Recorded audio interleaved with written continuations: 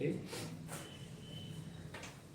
सबसे पहले टी को देखिएगा, टी डिनोट कर रहा है बाउंड्री को जो कि स्क्वायर रीजन की है, इन वर्टिसेस के साथ जो स्क्वायर बना हुआ है।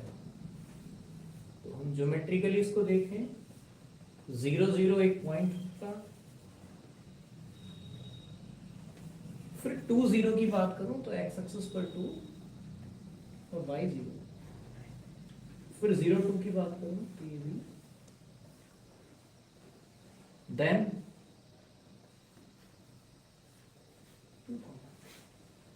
यहां से एक स्क्वायर बना हुआ है इन वर्टिसेस का यूज करके अकॉर्डिंग टू क्वेश्चन, ये वो स्क्वायर है।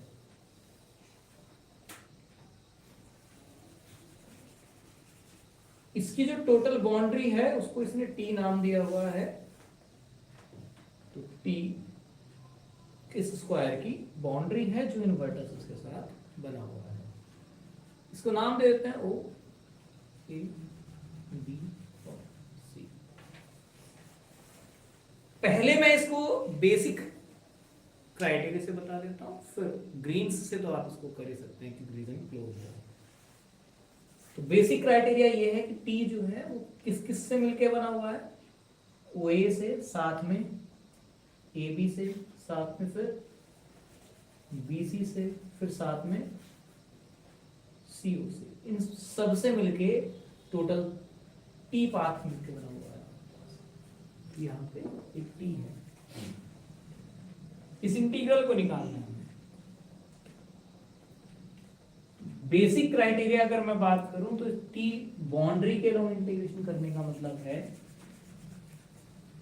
4 पार्ट में ब्रेक करके इंटीग्रेशन करना है, क्योंकि जो स्क्वायर की बाउंड्री है वो 4 अलग अलग पार्ट में यहाँ डिवाइड होकर बनी हुई है, पीस वाइज स्मूथ कर रहे हैं।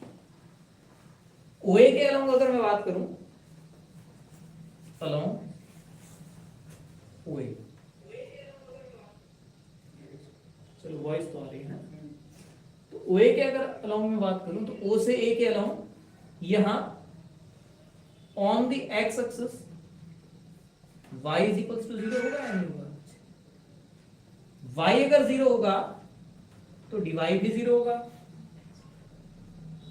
और x कितना वेरी करेगा, x वेरी करेगा कहां से कहां तक, 0 to 2। तो t के अलोंग इंटीग्रेशन करने का मतलब है इस स्क्वायर की बाउंड्री के अलोंग इंटीग्रेशन करना, और स्क्वायर की जो बाउंड्री है वो 4 पीस वाइज स्मूथ कर्व से मिलकर बना हुआ है। तो इसको t के अलोंग करने की बजाय हम इसको 4 पार्ट में ब्रेक करके करेंगे, OA के अलोंग प्लस यही सेम इंटीग्रेशन किसके अलोंग, AB के अलोंग, फिर यही सेम इंटीग्रेशन BC के अलोंग, और यही सेम इंटीग्रेशन फिर CO के अलोंग। अगर मैं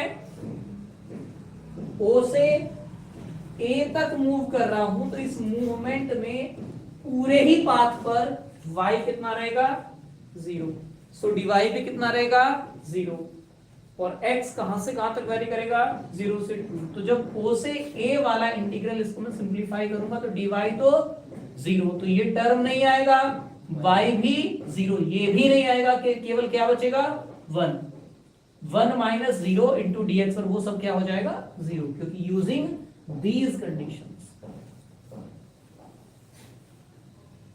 सो होप इतना आपको समझ आया होगा। x की लिमिट कहां से कहां तक जा रही है, लेकिन 0 से, यहां से बचेगा केवल क्या, 1, और OA वाला जो इंटीग्रल है उसको सॉल्व करके सिर्फ इतना बचने वाला है। कैसे, वो समझ आ गया होगा जब हम इन कंडीशंस को यहां पर यूज करेंगे। इन द सेम AB के अलोंग बात करूंगा, स्टेप्स को देखें, अलोंग AB। तो जब A से B जा रहे हो आप, पूरी ही लाइन पर x कोऑर्डिनेट फिक्स्ड है, मतलब x का वैल्यू कितना रहने वाला है, 2, और जब x 2 रहेगा, ये लाइन कौन सी होगी, x बराबर 2 वाली होगी ना, तो dx डेरिवेटिव कर देता हूं, 2 का डेरिवेटिव कितना होता है, 0। लेकिन y कोऑर्डिनेट में वेरिएशन हो रहा है, y कहां से कहां तक वेरी कर रहा है? y varies from 0 to 2। चीजें क्लियर हो रही हैं?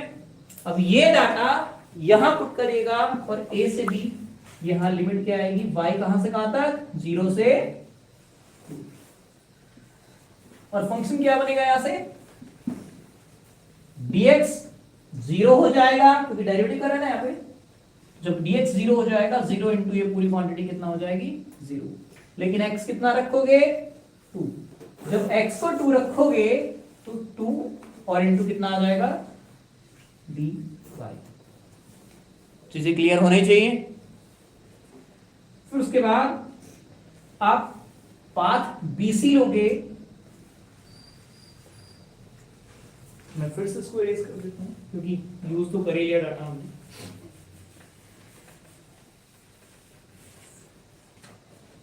अलोंग किसकी बात करना है? अलोंग BC बात करना है।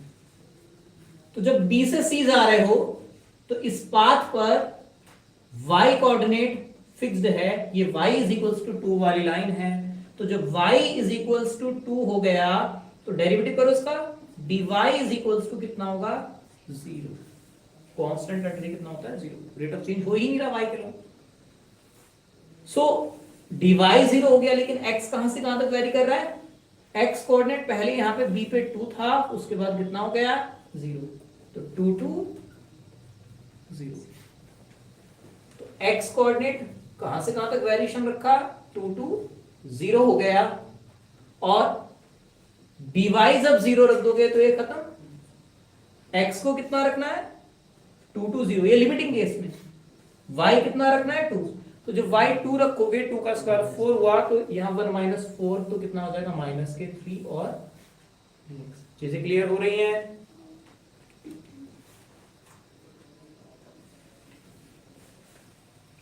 अब आपने क्या करना है? अभी एक पाथ और बचा हमारे पास C से O आने वाला। तो अलोंग CO, तो इस पाथ के अलोंग जब आप C पर थे और आप O पर आ रहे हो तो x कोऑर्डिनेट फिक्स्ड है कितना? तो जब x 0 है तो dx भी, और y कहां से कहां तक कितना वेरी कर रहा है? 2 था, लेकिन अब कितना हो जाएगा? 2 to 0 वेरिएशन y। तो y वेरीज 2 to 0। और dx अगर 0 रख दोगे तो ये पूरा पोर्शन खत्म हो जाएगा।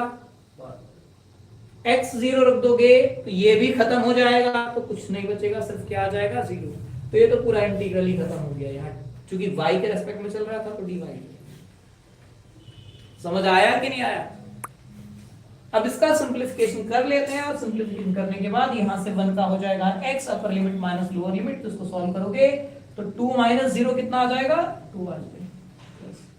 2 का 2 y हो जाएगा, और जब आप upper limit lower limit put करोगे तो लोअर लिमिट पर तो 0, 2 to 4 हो जाएगा। इसमें सॉल्व करते हैं। 3 का 3 x हो जाएगा, upper limit minus lower limit, upper limit पर इस बार 0 हो जाएगा, और माइनस कितना हो जाएगा? प्लस। तो 3 to 4 कितना हो जाएगा? 6।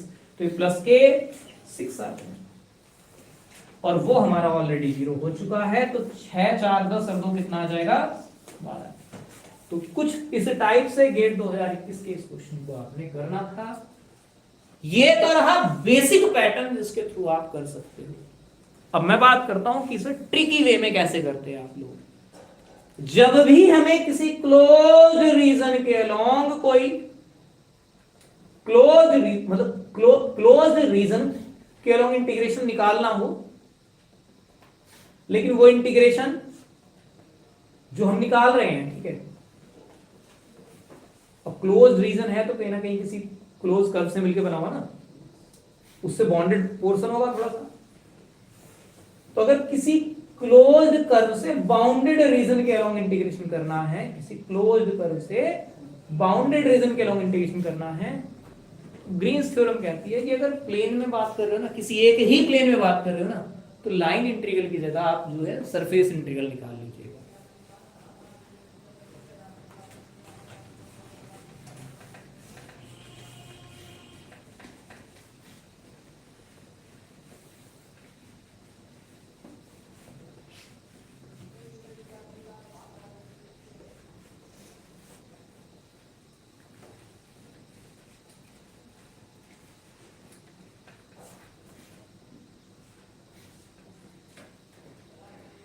तो रीजन मेरे पास क्या है, क्लोज्ड है।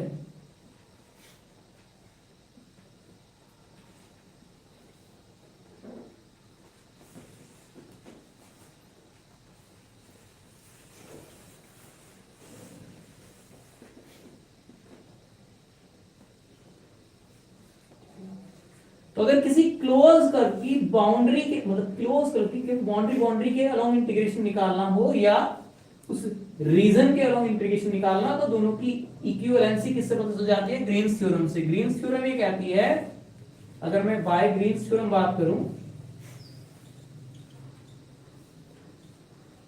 कि line integral m D x plus N D y वो double integration over the region r del N over del x minus del M over del Y और dx dy ये हो जाता है। तो कुछ ऐसे ही है, इसको अगर स्टैंडर्ड फॉर्म से कंपेयर कर लें आप, ये M D x plus N D Y जैसा पैटर्न है, ये m हो जाएगा और ये n हो जाएगा। तो जब भी किसी क्लोज्ड कर्व के अलोंग इंटीग्रेशन निकालना हो, मैं फिर से रिपीट कर देता हूं, अगर किसी क्लोज्ड कर्व के अलोंग इंटीग्रेशन निकालना हो, लाइन इंटीग्रल हम निकालना चाहते हैं क्लोज कर्व के अलोंग, तो ग्रीन्स थ्योरम कहती है कि अगर वो क्लोज्ड कर्व किसी एक ही प्लेन में लाई कर रहा है तो उससे बाउंडेड जो रीजन है उस रीजन के अलोंग इंटीग्रेशन कर लो, सेम आएगा। लेकिन बाय ग्रीन्स थ्योरम आपने कन्वर्जन के लिए फार्मूला लगाना पड़ता है। तो बाय ग्रीन्स थ्योरम क्या, इस लाइन इंटीग्रल की जगह हम ये सरफेस इंटीग्रल निकाल देंगे ओवर द रीजन आर।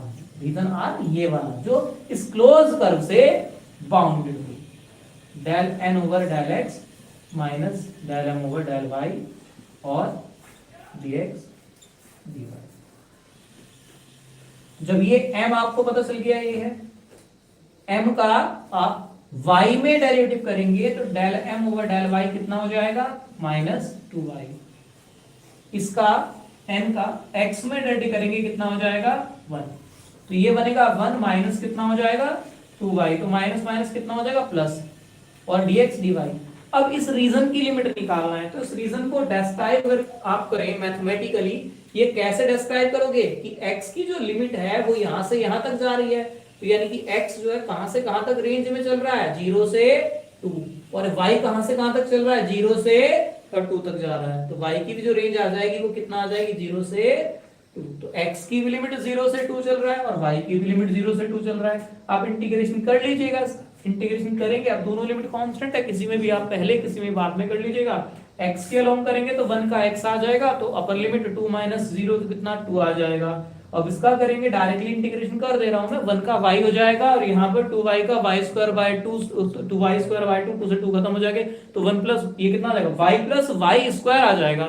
जब y की वैल्यू 2 रखोगे तो 2 और प्लस y स्क्वायर करोगे कितना हो जाएगा, 4, और 4 प्लस 2 6 हो जाता है, 6 2 4 कितना हो जाएगा, 12 आ जाएगा। मतलब इसको इंटीग्रेशन करोगे तो ये 6 आ जाएगा, और आप 1 का जब करोगे तो y 1 का x के रेस्पेक्ट में करोगे ना, तो x आने के बाद ये भी खत्म हो जाएगा, कुछ नहीं बचेगा, सिंपल 12 आ जाएगा। तो पहले भी 12 आ रहा था, अब भी 12 आ रहा है। मतलब क्या समझे आप कि अगर किसी क्लोज्ड कर्व के अलोंग हमें लाइन इंटीग्रल निकालना है, तो एक तो बेसिक क्राइटेरिया से आप कर सकते हो, दूसरा आप ग्रीन्स थ्योरम के हेल्प से भी कर सकते हो। अगर कोई क्लोज कर्व किसी रीजन को किसी प्लेन में एनक्लोज कर रहा है तो उसके लिए ग्रीन्स थ्योरम लगाई जा सकती है।